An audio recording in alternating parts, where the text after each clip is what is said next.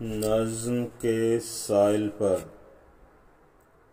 اکمل شاکر کی کتاب نظم کے سائل پر شہزاد نیر کا تبصرہ۔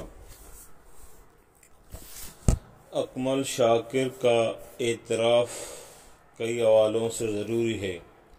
وہ عرصہ دراز سے بلوچستان کے دور دراز شہر پسنی میں اردو ادب کا چراغ جلائے ہوئے ہے۔ پورے خلوص سے تخلیق سخن اور ترویج ادب میں مشغول رہتا ہے۔ یادش بخیر کئی سال ادھر بسلسلہ ملازمت بلوچستان کی زمین پر قدم رکھنے سے پہلے جن دو چار ادبی لوگوں سے میں شناسا تھا ان میں اکمل شاکر بھی شامل تھا۔ اب بات یوں ہے کہ لوگوں اور علاقوں کا پتہ دیکھنے ہی سے چلتا ہے، کتابوں میں پڑھنے سے نہیں۔ پسنی کا پوچھا تو پتہ چلا کہ کوئٹہ سے بھی 48 گھنٹے کی مسافت پر ہے، یعنی اتنا ہی وقت جتنا لاہور سے کوئٹہ کا لگتا ہے، کوئٹہ سے پسنی کا بھی لگ جاتا ہے۔ اکمل شاکر سے بلوچستان میں ہوتے ہوئے بھی ملاقات نہ ہو سکی۔ ہاں، رابطے جیسے پہلے تھے وہاں بھی تھے، سو اب بھی ہیں۔ ذکر اکمل شاکر کی مسائی ادب کا ہے۔ اس نے شعری انتخاب مرتب کر کے چھاپے، ادبی کتابوں کی اشاعت کی، ادبی پرچے صحب کا ڈول ڈالا، سو بلوچی بمائے صبح، ایک پرچہ صبح نو بھی نکالا، نظم کہی، غزل کہی، اپنی شعری توفیق میں لگاتار اضافہ کیا، محنت اور لگن سے اپنی ادبی حیثیت کو مستحکم کیا۔ اب اپنا شعری اثاثہ نظم کے سائل پر کے عنوان تلے مرتب کیا ہے۔ اکمل شاکر کی نظم ہو یا غزل، وہ اظہار کی تازگی ہاتھ سے نہیں جانے دیتا۔ اس کی نظمیں جدید نظم نگاری کے ایسے اسلوب سے منسلک ہیں جو مربوط بیانیے امیجری کے ذریعے بات، لفظ و بیان کی تازہ کاری اور عہد موجود کے احساسات کو شاعری کرنے سے عبارت ہے۔ یہ وہی نظم ہے جس نے اسلوب و بیان میں اعتدال کی راہ اختیار کی، یعنی نہ تو بے مہار گنجلک، پیچیدہ لخت لق، الجھی ہوئی جدید تجرید کی روح میں بہہ کر سراغ معنی دریا برد کیا، اور نہ ہی اکثر روایتی آرائشی خطابیہ بلند آہنگ اور قافیہ زا نظمیں ڈھب اختیار کیا۔ یہ نظم کا وہ ڈھنگ ہے جسے نامیاتی وحدت اور معنیاتی کلید پر اصرار ہے، جیسے ترسیل و ابلاغ کا احساس ہے۔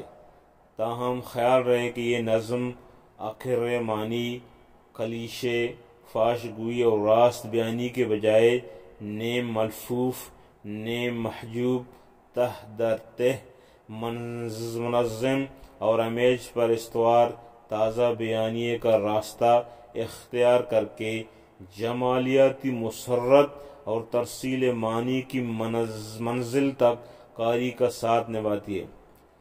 اکمل شاکر سے پہلے یہ نظمیہ انداز و آہنگ اختیار کرنے والوں میں کئی نام ہیں، دور جائے بغیر بھی علی محمد فرشی، نصیر احمد ناصر، وحید احمد، انوار فطرت، دانیال طریب، ایوب خاور، ارشد معراج، رانا سعید دوشی، عامر عبداللہ، فہیم شناس کاظمی کے نام ذہن میں آ جاتے ہیں۔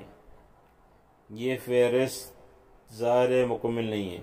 اب کہنے کی بات یہ ہے کہ اکمل شاکر پسنی میں ہوتے ہوئے بظاہر بڑے نظمیہ مراکز سے دور ہے۔ اسے مجلسی تنقید، بڑے نظم نگاروں کی صحبت، بڑے مشاعروں میں شرکت کی سہولت بھی میسر نہیں، لیکن وہ نظم کی جدید لہر سے جڑی ہوئی عمدہ نظمیں کہہ رہا ہے۔ اس کی نظم اچھی جدید نظم کے بیشتر اوصاف سے منصف ہے۔ اس بات کا اعتراف بہت ضروری ہے۔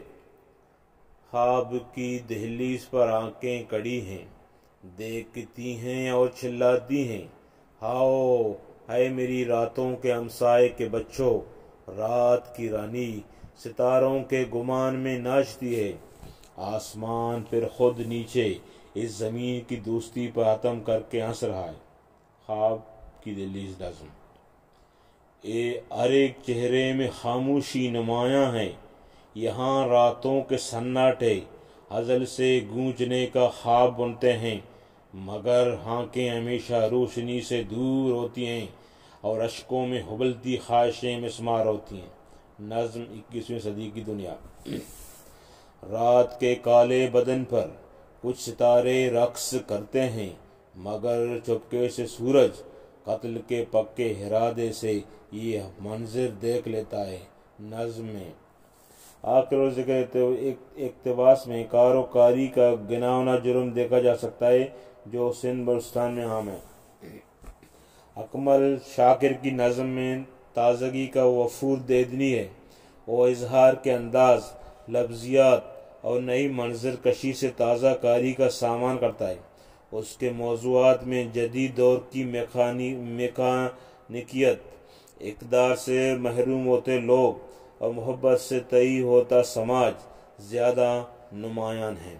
تنہائی اس کا ایک اور مرغوب موضوع ہے۔ یہ وہی اجنبیت بری تنہائی ہے جو مشینوں اور مشین جیسے انسانوں میں گھرے ایک احساس انسان کا حلمیہ بن چکی ہے۔ یہی تنہائی کبھی رائگانی اور کبھی بے معنویت کی لاغویت کے روپ میں ڈلتی ہے۔ اہم بات یہ کہ اکمل شاکر نے ان جدید موضوعات کو نظم کرتے ہوئے انداز نظم گوئی بھی نیا اختیار کیا ہے۔ یوں اس کی نظمیں عہد موجود میں کہی جانے والی جدید نظم سے جڑ گئی ہیں۔ یہاں آپ چند نظموں کے مغز عنوانات کی تازہ کاری اور تخلیقیت ملاحظہ فرمائیں۔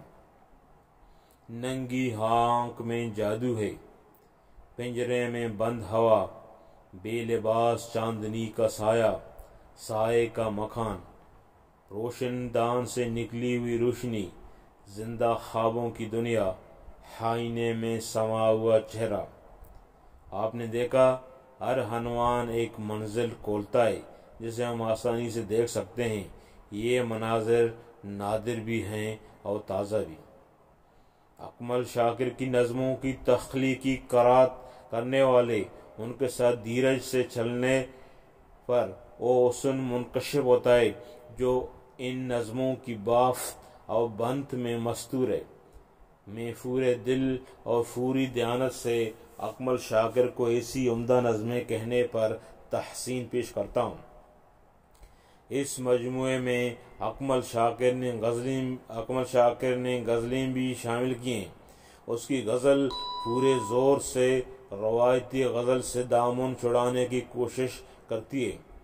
ہرچند اس میں وہ نیا فن تو آتا ہے جو حالیہ غزل کو مرغوب ہے، تاہم غزل کا فن دو مصرعوں کا فن ہے اور انہی دو مصرعوں کی تھال میل سے وہ شعری نغمہ برآمد ہوتا ہے جس پر شاعری کے کن رس بھڑک کر کہتے ہیں، شعر ہو گیا بھائی۔ بالواقعی نئی غزل کے شعر میں تازہ کاری کے ساتھ ساتھ لطف سخن اور تغزل کا اہتمام کرنا کاردگر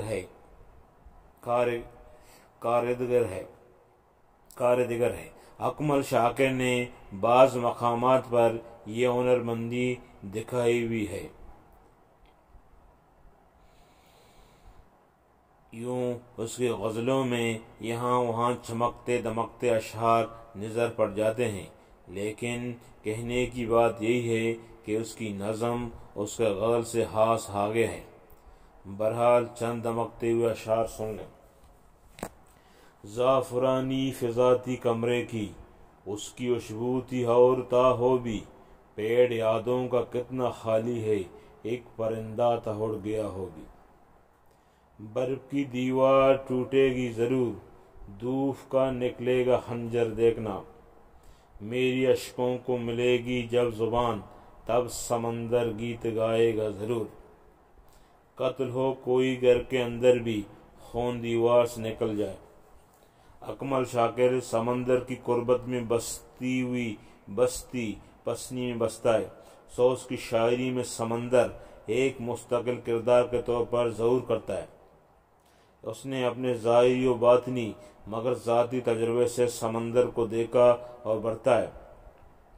شاید اسی لیے اکمل کے ہاں سمندر کے عظیم دیو مالائی تصور سے ہٹ کر حقیقی مشاہداتی تاثر ملتا ہے۔ اردو شاعری کی حد تک یہ بہت قابل قدر بات ہے۔ مثلاً دیکھیے کہ ذیل کے ٹکڑوں میں سمندر کس طرح آیا ہے۔ سمندر کی آنکھیں نہیں ہیں، سمندر کی طرح دن رات روتا ہے، سمندر کی طرح دن رات رونا ہے۔ کانچ کے سمندر میں رینگتے ہوئے کیڑے مچھلیوں کو کھاتے ہیں۔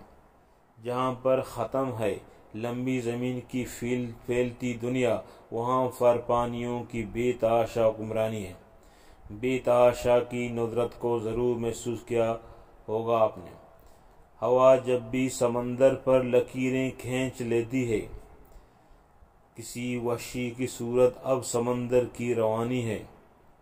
سمندر ہانک میں جب بھی اترتا ہے تو رخساروں کے گلدانوں کے سارے پھول۔ اکمل شاکر کا اعتراف کئی حوالوں سے ضروری ہے۔ اس کا یہ مجموعہ کلام شعر و سخن سے اس کی مضبوط وابستگی کا ایک اور ثبوت ہے۔ مجھے اکمل سے یہ کہنا ہے کہ وہ اپنی علاقائی زبان کے زیر اثر اپنی اردو میں درآنے والے تذکیر و تانیث اور واحد جمع کو اغلاط کی متعلق پرواہ نہ کرے، انہیں تو کوئی بھی ٹھیک کر سکتا ہے۔ اسی طرح یہاں وہاں کوئی حرف گرتا ہو تو اس کو کوئی بھی اٹھا کر واپس اس کی جگہ رکھ سکتا ہے۔ اصل چیز تو اس کا وہ نادر احساس ہے اور انداز اظہار ہے جو اردو کو سرود مند کر رہا ہے۔ اس پر بھی اکمل شاکر کا اعتراف ضروری ہے۔ شہزاد نیّر، راولپنڈی۔